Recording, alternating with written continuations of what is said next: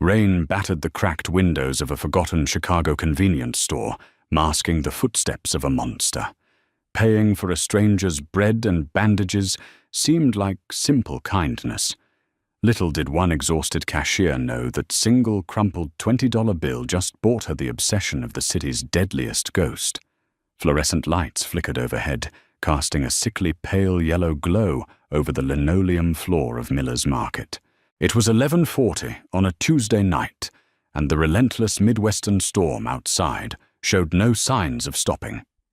Cheryl Kennedy stood behind the scratched plexiglass of the checkout counter, her shoulders aching with the deep, settling exhaustion that only came from working 14 hours straight. At 23, Cheryl's life was a meticulous, agonizing spreadsheet of debts. Every dollar she earned at the convenience store went toward the crushing medical bills her father had left behind after his sudden passing.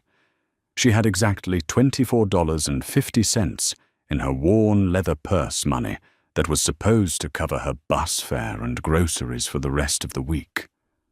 She was numb to the dreary routine eyes, fixed on the rain washing down the glass doors, desperately waiting for the midnight shift change.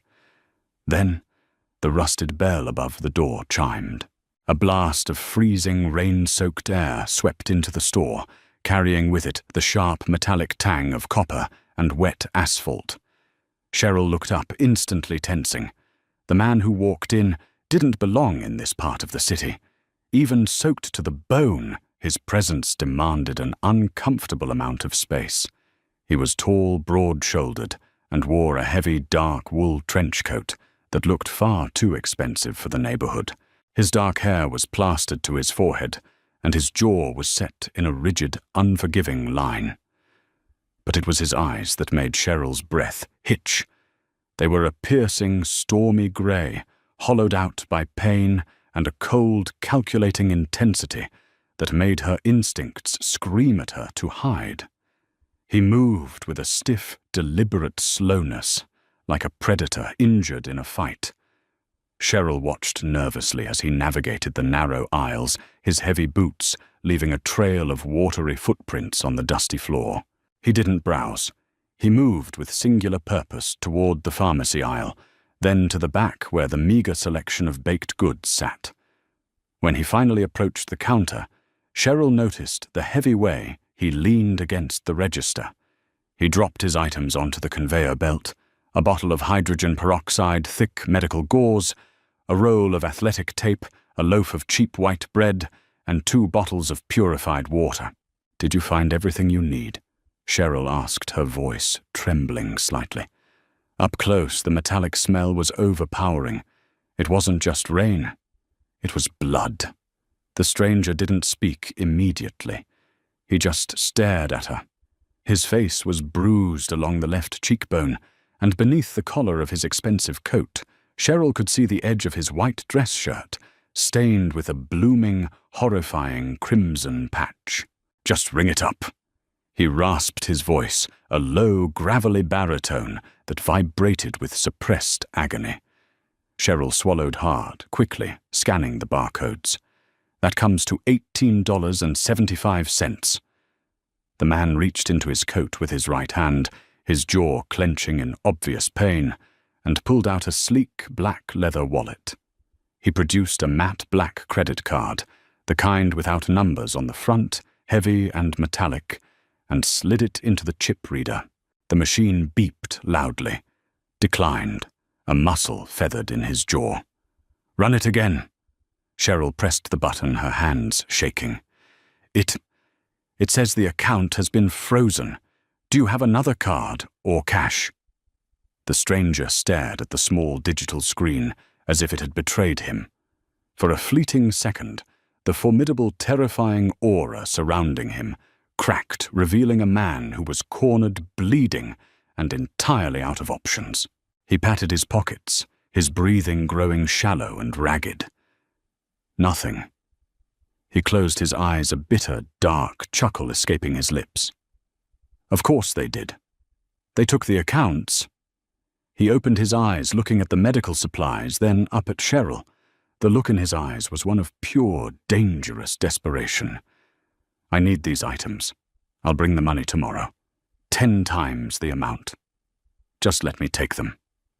Cheryl's pulse pounded in her ears. Store policy was strict. If her manager found out she gave away merchandise, she would be fired on the spot. Losing this job meant eviction. It meant starving. But as she looked at the stranger, she didn't see a threat anymore. She saw a human being bleeding out in front of her. She saw the same desperate, hopeless pain she felt every time she looked at her father's past-due medical bills. Before her brain could process the risk, Cheryl reached under the counter, grabbed her purse, and pulled out her only $20 bill. She hit the cash button on the register, the drawer popping open with a sharp ding, and slid her own money into the slot. She quickly bagged the items and pushed them across the counter. "Your change is $1.25, Cheryl said softly, handing him the coins. The man stared at the plastic bag, then at the coins in his hand, and finally at Cheryl. The stormy grey of his eyes widened in genuine shock. For a man who had seemingly seen the darkest corners of the world, a simple act of charity had completely unmoored him. "You paid for this," he stated, his voice dropping to a dangerous quiet whisper. "Why?" "Because you're bleeding," Cheryl said, trying to keep her voice steady. "And because everyone has bad nights. Just take care of yourself." He didn't move for a long moment. He studied her face, mapping her features, as if etching them into his memory permanently. He looked at her worn-out uniform, the dark circles under her eyes, and the faded name tag pinned to her chest. "Cheryl." He read aloud the name, sounding foreign and heavy on his tongue. "Just go," she urged, glancing nervously toward the back office, "before my manager comes out." The stranger picked up the bag. He leaned in slightly, the scent of expensive cologne and copper washing over her. "You have no idea what you just did for me, Cheryl. I do not forget debts. Ever." With that, he turned and walked back out into the freezing rain, swallowed by the darkness of the Chicago night. Cheryl let out a breath she didn't know she was holding, shivering as the cold air dissipated, leaving her alone with her empty purse and a pounding heart. 3 days passed. The storm had cleared, leaving the city locked in a bitter, damp chill, but the strange encounter at the convenience store remained burned into Cheryl's mind. She had tried to convince herself that the man was just a luckless drifter, maybe a gambler who had gotten in too deep. But a part of her knew better. Men like that didn't just stumble out of the void and return to it quietly. On Friday morning, the strange occurrences began. Cheryl was sitting at her tiny kitchen table in her cramped, drafty apartment, dreading the inevitable knock on the door. Her landlord Hector was a ruthless man who took pleasure in tormenting tenants who were late on rent. Cheryl was exactly 3 weeks behind. When the knock finally came, she jumped, clutching her coffee mug tightly. She walked to the door, unlocking the deadbolt with trembling fingers. "Hector, I promise I'll have half of it. By—" She stopped. Hector was standing in the hallway, but all the bluster and arrogance were completely gone from his face. He was sweating profusely, his face pale, his eyes darting around the hallway, as if expecting a sniper to take him out. He held out an envelope toward her, his hands shaking violently. Your rent is paid, Miss Kennedy," Hector stammered, swallowing hard. "Paid in full, for the next 2 years. And the late fees are waived. Please just tell them I didn't mean any disrespect." Before Cheryl could ask who "them" was, Hector practically bolted down the hallway, taking the stairs 2 at a time. Cheryl stood frozen, staring at the thick envelope in her hand. Inside was a stamped receipt for her apartment, zeroing out her balance, along with the lease agreement paid through to the following year. Her heart hammered against her ribs. This wasn't possible. She didn't have any family left. She didn't have friends with that kind of money. The unsettling feeling only grew as she left for work. As she walked the 4 blocks to the bus stop, she couldn't shake the prickling sensation on the back of her neck.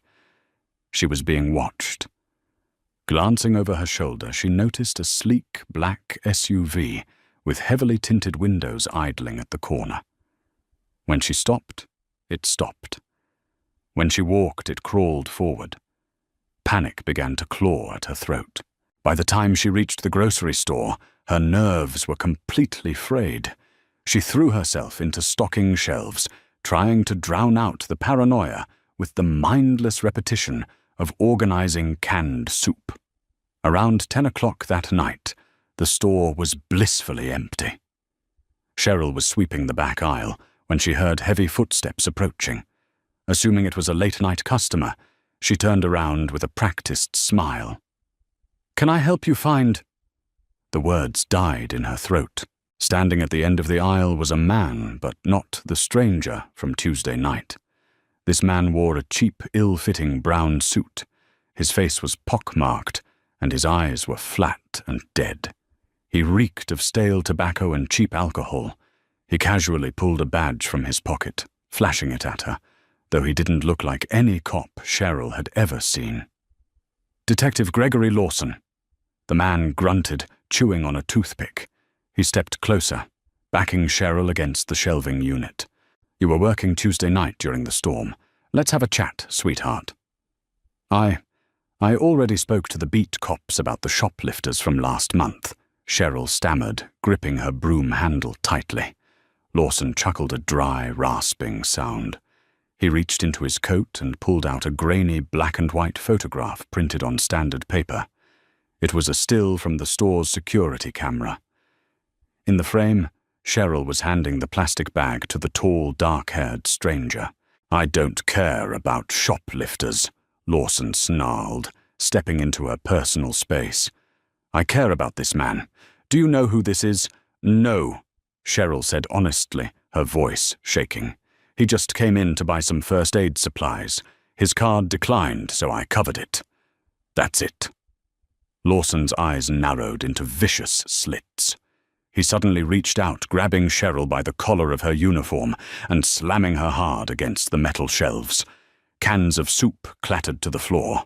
"Don't lie to me, you stupid girl," Lawson hissed, spit flying from his lips. "Do you have any idea what you've done? That is Amar Costello. He's the head of the Costello Syndicate. He was supposed to bleed out in an alleyway 3 nights ago. My employers paid a lot of money to make sure he didn't walk away. But instead, he vanishes. And the word on the street is some little convenience store rat patched him up." Cheryl's breath vanished. Amar Costello. The name was a phantom, a whisper on the local news, a boogeyman used to explain why politicians suddenly resigned or why buildings mysteriously burned down. He was the undisputed king of the city's criminal underworld, and she had bought him a loaf of bread. "I didn't know," Cheryl cried out, tears stinging her eyes. "Please let me go." "Where is he?" Lawson demanded, pressing his forearm against her throat, choking her. "He's cleaning house. He wiped out 2 of our safe houses this morning. Where is he hiding?" "She already told you, Lawson. She doesn't know." The voice was quiet, smooth, and colder than the ice on the pavement outside. Lawson froze. He slowly turned his head. Standing at the end of the aisle was Amar Costello. He was no longer the broken, bleeding man from Tuesday night. He was dressed in an immaculate, custom-tailored charcoal suit, a dark overcoat draped elegantly over his broad shoulders. Not a single hair was out of place. The bruises on his face had faded to a dull yellow, but his stormy grey eyes were sharp, lethal, and locked entirely on Lawson. Flanking Amar were 2 massive men in dark suits, their hands resting ominously inside their jackets. Lawson released Cheryl, stumbling backward. his hands shooting up in surrender. "Costello!" "Aymar, listen. The hit wasn't my idea. I was just taking orders. You touched what is mine." Aymar interrupted, his voice deadly calm. He didn't yell. He didn't have to. The sheer overwhelming authority in his tone sucked the oxygen right out of the room.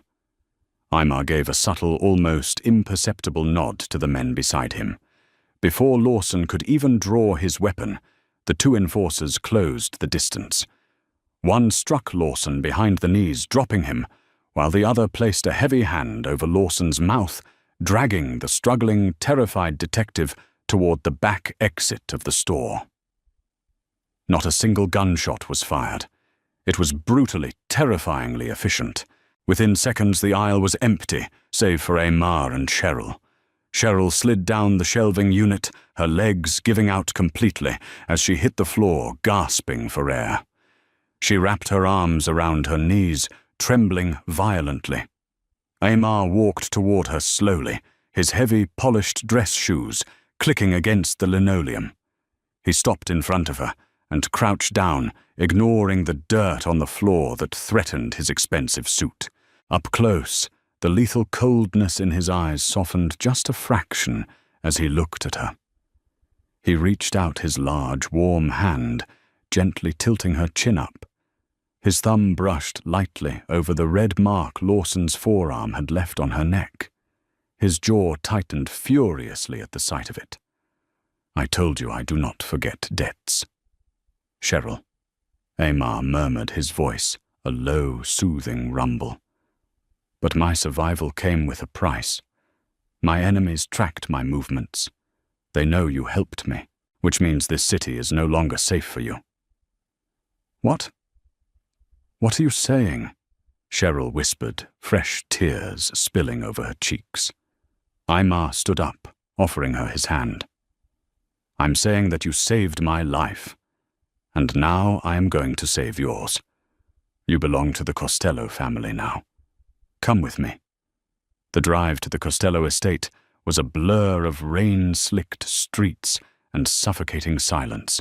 Cheryl sat rigidly in the back of the armored SUV, her hands tightly clutching the fabric of her damp uniform. Beside her, Aymar Costello was a statue of carved marble, exuding a quiet, terrifying power. He typed brief, rapid messages on a secured phone, dismantling rival operations and securing his empire with the casual ease of a man ordering dinner. They left the crumbling infrastructure of the inner city behind, winding up a secluded coastal highway until they reached a pair of towering wrought-iron gates. As the gates swung open, Cheryl gasped. The estate was a sprawling fortress of modern architecture and dark stone, perched on a cliffside overlooking the churning black waters of Lake Michigan. "Welcome to your new reality, Cheryl," Aymar murmured, his grey eyes catching the dim light of the dashboard. The moment she stepped out of the vehicle, a small army of staff and heavily armed security moved with synchronized precision. Aymar guided her into the grand foyer, a massive space of white marble, sweeping staircases, and chilling, echoing silence. It was beautiful, but it felt unmistakably like a vault. "Take her to the East Wing," Aymar commanded, a sharp-eyed woman in a tailored maid's uniform. "Ensure she has everything she needs. If anyone apart from myself or Dorian approaches her corridor, shoot them." Cheryl's stomach plummeted. She turned to him, panic rising. "Aymar, please. I have a life.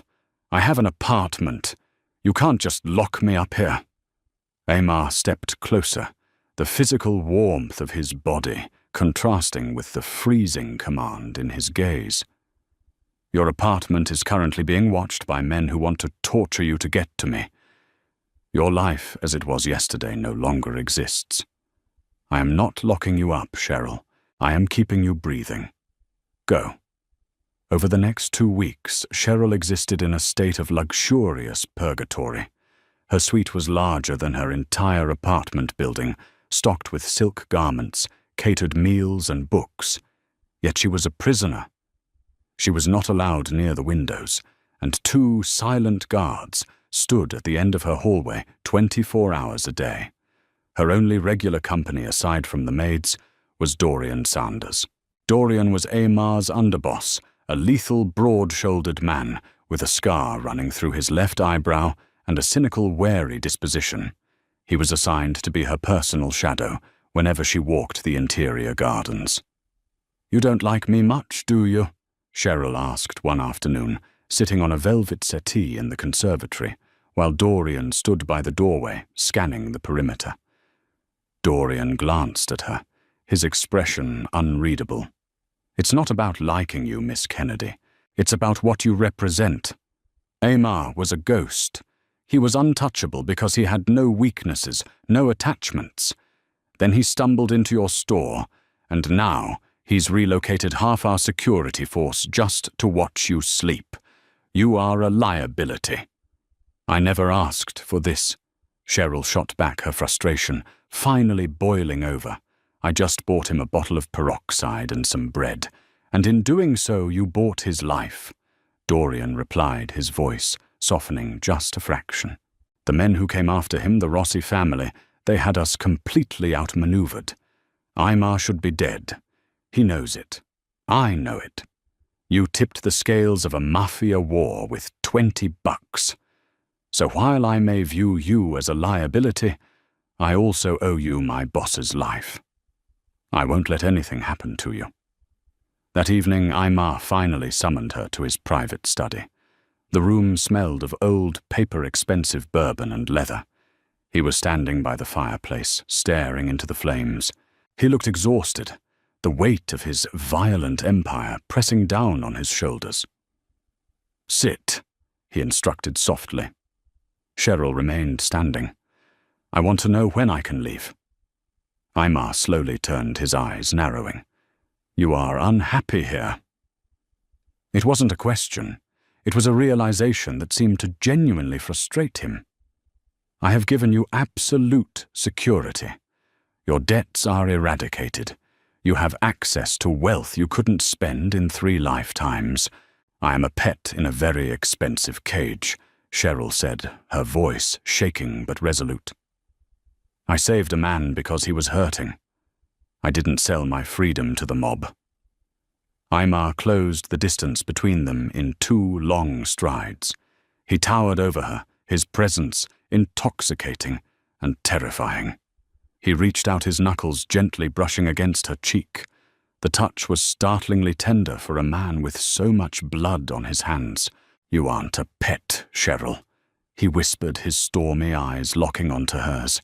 "You are the only real thing in a world built on lies and violence. Every person I have ever known has wanted something from me, money, power, my life. You gave me your last dollar when I had nothing. Do you understand what that does to a man like me? It breeds an obsession I cannot control." Before Cheryl could process the raw, unmasked devotion in his voice, the heavy oak doors of the study blew open. Dorian stood in the doorway, an assault rifle gripped tightly in his hands, blood dripping from a cut on his forehead. "The perimeter is breached," Dorian shouted over the sudden distant crack of gunfire. "The Rossi family. They bypassed the north gate. They're inside the house." Chaos erupted, shattering the pristine silence of the Costello estate. The screech of the security alarms wailed like a dying beast bathing the hallways in a flashing, aggressive red light. Amar's demeanor shifted instantly. The vulnerable man who had just laid his soul bare vanished, replaced by the apex predator of the Chicago underworld. He drew a heavy matte black pistol from the holster beneath his jacket and grabbed Cheryl by the arm, pulling her behind his solid frame. "Dorian, the safe room. Now." Aymar barked, leading the way into the corridor. "They jammed the security doors, boss. We have to take the servant corridors down to the wine cellar." Dorian yelled back, firing a 3-round burst down the grand staircase as heavily armed mercenaries flooded the foyer. The air grew thick with the acrid scent of gunpowder and pulverized drywall. Cheryl covered her ears, her heart hammering violently against her ribs. She was shoved into the narrow, dimly lit servant corridors, running blindly behind Aymar. They reached the top of the cellar stairs, but a tactical team of Rossi's men had already flanked them, cutting off their escape. The hallway lit up with muzzle flashes. "Get down!" Aymar roared, tackling Cheryl to the ground behind a heavy marble pillar, just as a hail of bullets shredded the antique paintings behind them. Dorian provided covering fire, roaring in defiance, but there were too many of them. Cheryl watched in absolute horror as Aymar leaned out to return fire, only to be thrown backward by the sheer force of a bullet grazing his shoulder, tearing through his suit jacket. He hit the floor hard, a grunt of profound pain escaping his lips. "Aymar!" Cheryl screamed, crawling toward him over the shattered glass and debris. He gripped his bleeding shoulder, his face pale, but his eyes burning with furious adrenaline. "Stay back, Cheryl Dorian. We need to bottleneck them. I'm out of mags," Dorian shouted, dropping his empty rifle and drawing his sidearm. They were cornered. The footsteps of the Rossi hitmen grew louder, echoing menacingly down the marble corridor. They were seconds away from being executed. Cheryl looked desperately around the alcove, her eyes locked onto the emergency fire suppression panel on the wall encased in glass. Beside it was a heavy brass fire extinguisher. It wasn't a gun, but it was all she had. Without thinking, driven by the same reckless instinct that had made her empty her wallet for a bleeding stranger, Cheryl grabbed the extinguisher. "Cheryl, no!" Aymar yelled, reaching for her. She pulled the pin stepped out from behind the marble pillar and hurled the heavy metal canister directly down the hallway toward the advancing men. At the exact same moment, she screamed, "Shoot it!" Aymar didn't hesitate. His reflexes were inhuman. He raised his pistol and fired a single, perfect shot. The bullet struck the pressurized canister mid-air. It detonated with a deafening concussive boom, releasing a massive, blinding cloud of thick white chemical foam that completely engulfed the narrow corridor. The hitmen shrieked, blinded, and choking on the heavy retardant, their tactical formation instantly broken. "Move!" Aymar commanded, seizing the chaotic distraction. He and Dorian surged forward, ruthlessly, eliminating the disoriented threats in the fog with clinical, terrifying precision. By the time the white dust settled, the hallway was silent. The immediate threat was neutralized, and the distant sound of police sirens called in by the estate's automated systems began to wail through the rainy night. Aymar dropped his weapon, leaning heavily against the wall, as blood soaked the left side of his ruined suit. He slid down to the floor, breathing heavily. Cheryl rushed to his side, tearing the hem of her expensive silk dress. Her hands were shaking, but her movements were purposeful. She pressed the improvised silk bandage firmly against his bleeding shoulder, her eyes welling with tears. "You're bleeding again," she sobbed, applying pressure. "You are the most powerful man in the city, and you are constantly bleeding."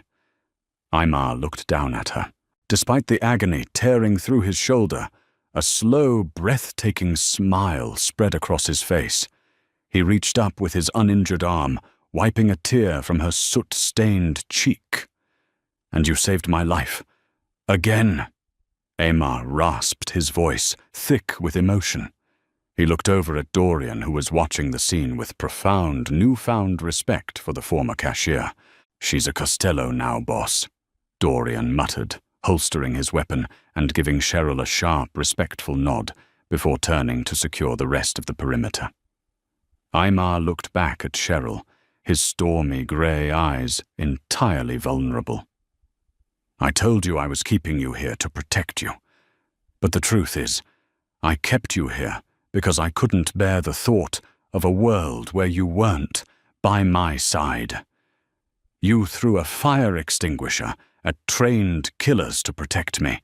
I panicked," Cheryl sniffled, offering a watery laugh. "You fought," Aymar corrected gently. "Tomorrow the Rossi family will cease to exist. This city will be quiet. If you want to leave, I will give you a new identity, a fortune, and you will never see me again. I will not keep you in a cage, gilded or otherwise." Cheryl looked at the terrified, exhausted cashier she had been 2 weeks ago, and realized that woman was gone. She looked at the lethal, deeply broken man bleeding under her hands, a man who would burn the world down to keep her safe. "I don't want to leave," Cheryl whispered, leaning down to press her forehead against his. "Just promise me no more cheap white bread." Aymar chuckled, a deep, rumbling sound that vibrated against her chest. "Only the best for you, Cheryl. For the rest of our lives." Did this thrilling mafia romance keep you on the edge of your seat? If you loved the intense twists, the high-stakes action, and the undeniable chemistry between Cheryl and Aymar, hit that like button and share this story with your friends. Don't forget to subscribe to our channel and ring the notification bell so you never miss a dramatic tale. Drop a comment below telling us what you would do if you accidentally saved a mafia boss.